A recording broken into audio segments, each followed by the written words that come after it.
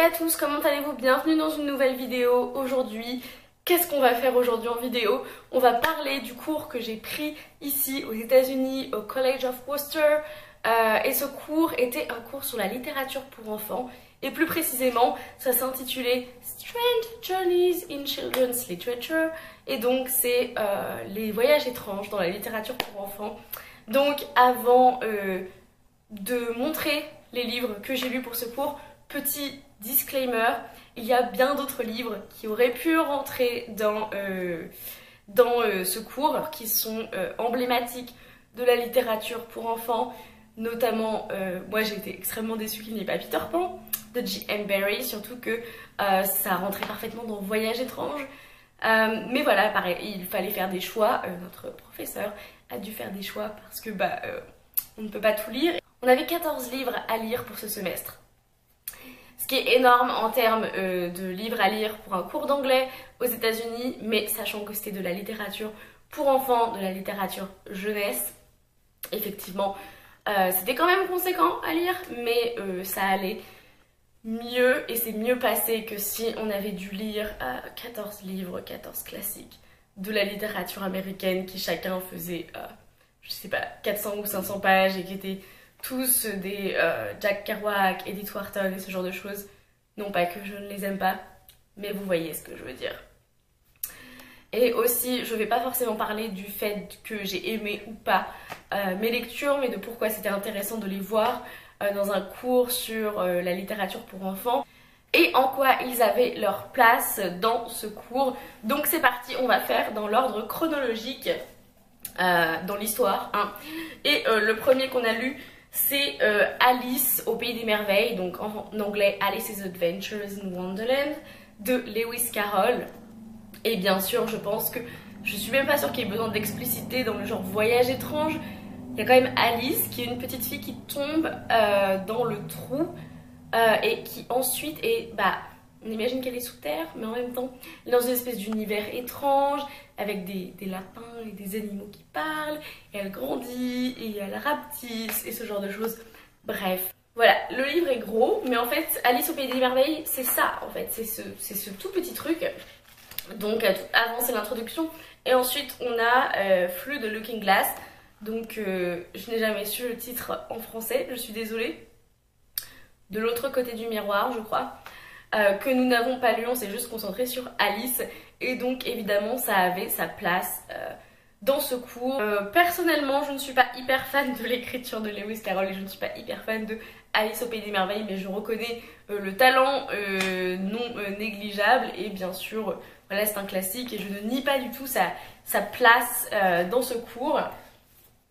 Un livre que j'ai personnellement adoré, on a Daddy Long Legs de Jean Webster qui était aussi suivi par le tome 2 qui est Dear Enemy. Et Daddy Long Legs du coup va jusqu'à... C'était aussi assez court, il va jusqu'à la page 132. Voilà, il y a seulement 132 pages et le reste c'est Dear Enemy. Donc voilà, on avait juste ça à lire. J'ai fait une présentation sur Jean Webster en plus ce matin, donc je suis au taquet. On va suivre Judy qui est, enfin de base elle s'appelle Jerusha Abbott.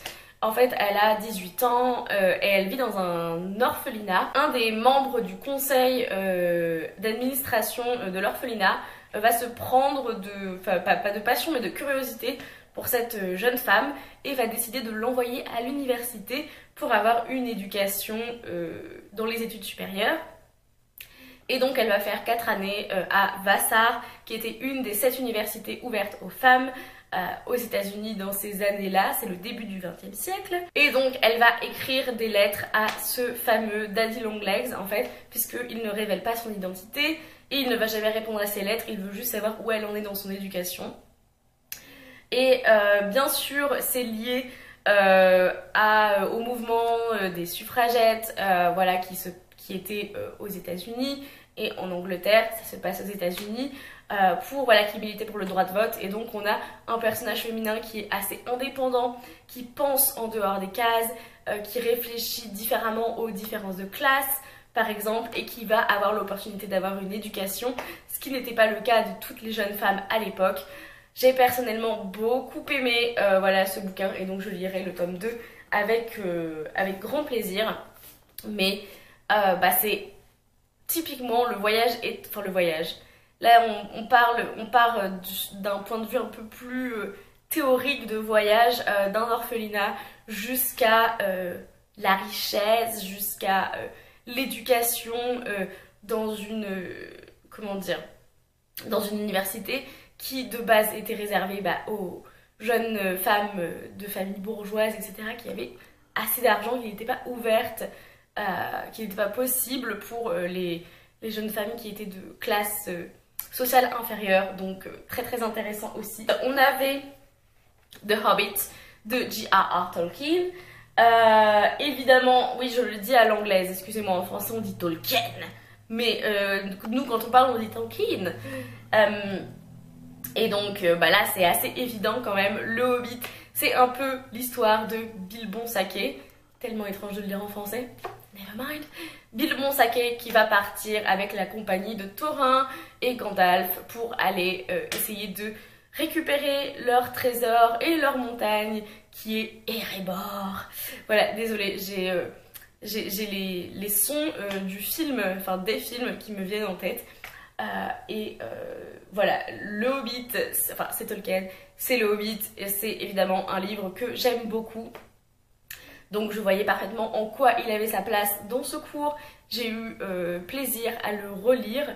Même si je me suis dit, je l'ai lu quand j'avais 12 ans, après j'ai lu la traduction, donc c'est encore différent, mais la langue est assez soignée quand même, et donc c'est assez ardu peut-être pour des enfants. Quand on leur raconte, ce serait peut-être moins ardu que de le lire de soi-même, mais voilà, je me suis rappelé que j'avais lu à 12 ans, et j'ai eu un choc en me disant, ça fait 10 ans que je connais le Hobbit.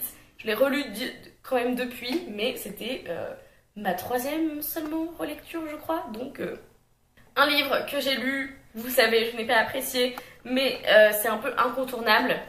C'est La petite maison dans la prairie de Laura Ingalls Wilder. C'est le tome 1, je crois, ou le tome 2. Le tome 1, je pense. Et donc, on va suivre Laura Ingalls qui va déménager. Ils vont migrer avec ses parents, ils vont du Wisconsin jusqu'au Kansas. Donc ils vont vers l'ouest et ils vont s'installer sur un territoire amérindien. Voilà, je me suis déjà énervée toute seule dans mon bilan du mois d'octobre. C'est aussi ce qu'on a vu en cours, c'est est-ce qu'il faut contextualiser ce genre de livre? Réponse oui, parce que après on a des enfants qui vont voir d'autres enfants qui ont 7-8 ans et qui répètent ce qu'ils ont lu dans ce livre, notamment Un bon indien est un indien mort. Il y a eu cette histoire d'une petite fille qui est rentrée en pleurs en disant à sa mère, une petite fille amérindienne, qui est rentrée en pleurs de l'école en disant à sa mère qu'on lui avait dit ça. Bah oui, parce qu'il y a beaucoup de racisme envers les Amérindiens dans ce bouquin, et donc c'est pas mal de le recontextualiser.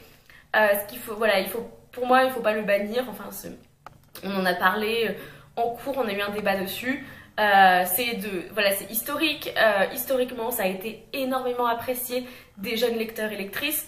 Mais il faut le recontextualiser et dire que ce genre de choses n'est pas ok, tout en pouvant, je ne sais pas, apprécier l'aspect aventure un peu quand même de déménager du Wisconsin au Kansas en fin de 19e siècle. Ensuite, je pense que c'est celui que tout le monde attendait dans cette vidéo.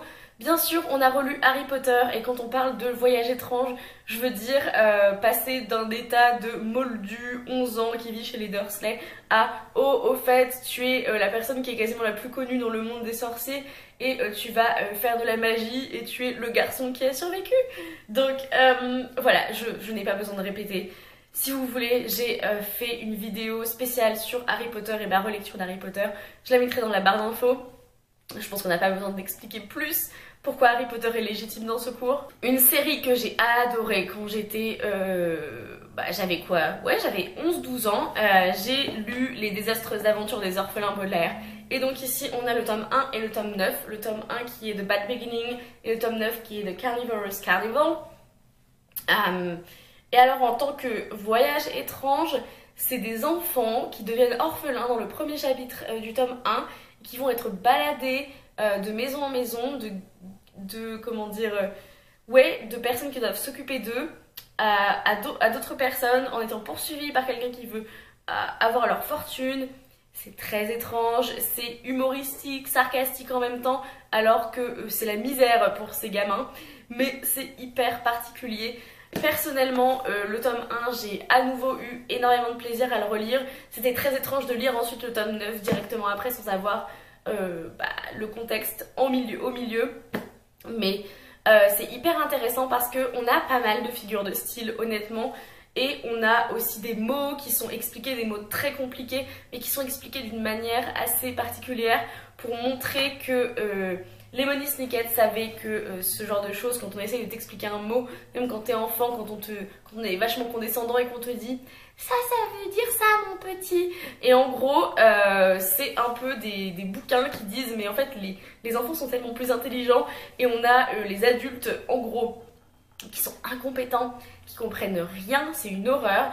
Et nous on est comme ça, mais les adultes quoi dans ce bouquin. J'aimais beaucoup ces livres et c'était la première fois que je les relisais 10 ans plus tard. Et franchement, j'ai carrément aimé relire le tome 1. On a lu Le curieux incident du chien pendant la nuit, donc The Curious Incident of the Dog in the Nighttime de Mark Haddon. Et là en tant que voyage étrange, c'est l'histoire de Christopher qui a des problèmes de comportement et qui est en même temps un génie des mathématiques. Il a été vendu ce bouquin comme étant une magnifique représentation de l'autisme. Disclaimer, j'en ai parlé à nouveau dans mon bilan du mois. Des années plus tard, l'auteur a dit qu'il n'avait fait aucune recherche et qu'il n'avait jamais dit que Christopher était sur le spectre autistique. Donc voilà, il y a eu beaucoup de backlash là-dessus. Maintenant c'est controversé comme bouquin, donc je vous mettrai les articles en barre d'infos si ça vous intéresse. Mais donc en tant que voyage étrange, on a un voyage d'une petite ville en Angleterre jusqu'à Londres et quelqu'un qui a des problèmes de comportement qui peuvent se rapporter au spectre autistique, qui voyage seul et qui doit prendre le métro par exemple à Londres. C'était une horreur, c'était vraiment anxiogène cette scène, mais voilà, en tant que voyage étrange, je pense que ça correspond parfaitement au thème.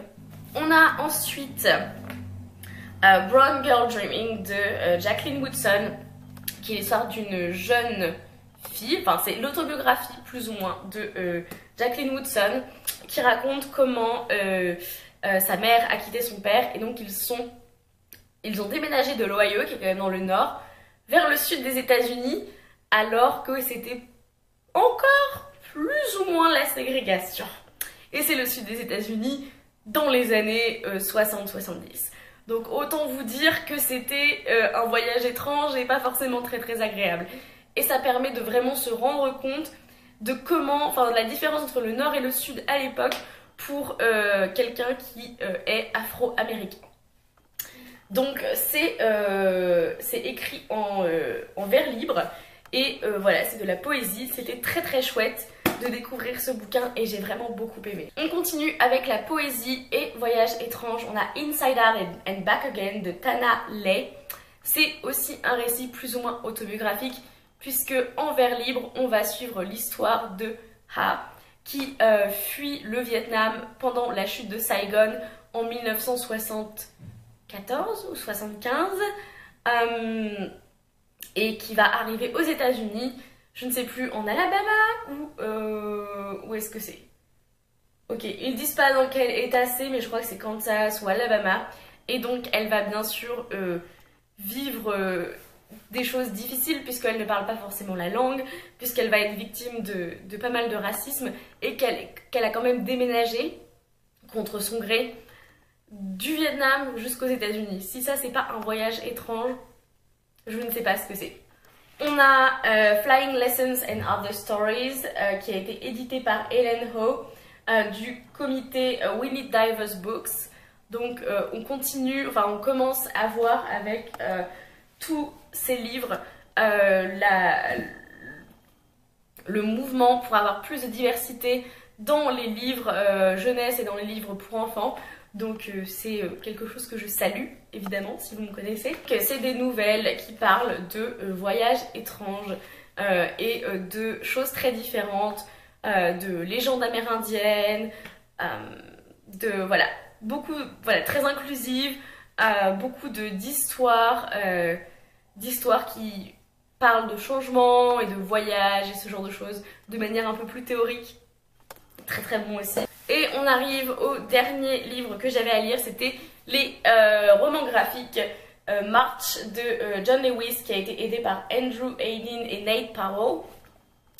John Lewis, c'est un membre du Congrès américain, afro-américain, et donc il raconte, c'est son autobiographie en 3 tomes, et il parle du voyage étrange, si on peut dire, des Afro-Américains vers la liberté, vers la fin de la ségrégation. Et c'était un acteur important du mouvement des droits civiques aux États-Unis. Donc, il parle de Martin Luther King, il parle de toutes les marges, de tout ce qui s'est passé en fait au niveau du mouvement des droits civiques aux États-Unis dans les années 60, 70. Et j'ai tellement adoré, c'était tellement bien, tellement beau, et je vous les recommande à 100%. Et voilà, c'est tout pour cette vidéo. J'espère qu'elle vous aura plu, j'espère qu'elle vous aura donné une idée un peu de ce qu'on a lu au niveau de littérature jeunesse pour enfants du monde anglophone. Évidemment, si on avait un cours sur la littérature jeunesse pour enfants en France, on aurait notamment, je pense, La Quête des Willan de Pierre Bottero. Ça c'est sûr, j'en suis absolument persuadée. Effectivement, il ne faisait pas partie de cette sélection, mais c'est une sélection de 14 livres qui donne, je pense, une compréhension assez globale de ce que on peut trouver, qui est très divers, très différent, très varié dans la littérature pour enfants et la littérature jeunesse. Et ce cours pour moi était tellement important parce que ça prouve académiquement, scientifiquement presque, la richesse qu'on peut trouver dans la littérature jeunesse et littérature pour enfants. Moi, je crois absolument en ça, vous le savez, et donc j'étais très heureuse d'avoir un cours spécialement dédié à ça. Je pense qu'il y a un peu, peut-être pas que aux États-Unis qu'on peut trouver ce genre de cours, mais c'est vrai que pour moi, il n'y a eu qu'aux États-Unis que où j'ai pu trouver ce genre de cours. Pour l'instant, voilà, ça n'avait pas du tout été proposé en France ni en Irlande, là où j'ai étudié, donc j'étais très heureuse de pouvoir prendre ce cours. Mais voilà, dites-moi dans les commentaires si vous avez lu certains de ces livres, ce que vous en avez pensé. Quel est le livre, du coup, middle grade, pour enfants, jeunesse, vous voyez ce que je veux dire, que vous ajouteriez pour un cours, que ce soit francophone, anglophone, peu importe, ça m'intéresse, et voilà. En attendant une prochaine vidéo, lisez bien, amusez-vous avec vos lectures, et bisous.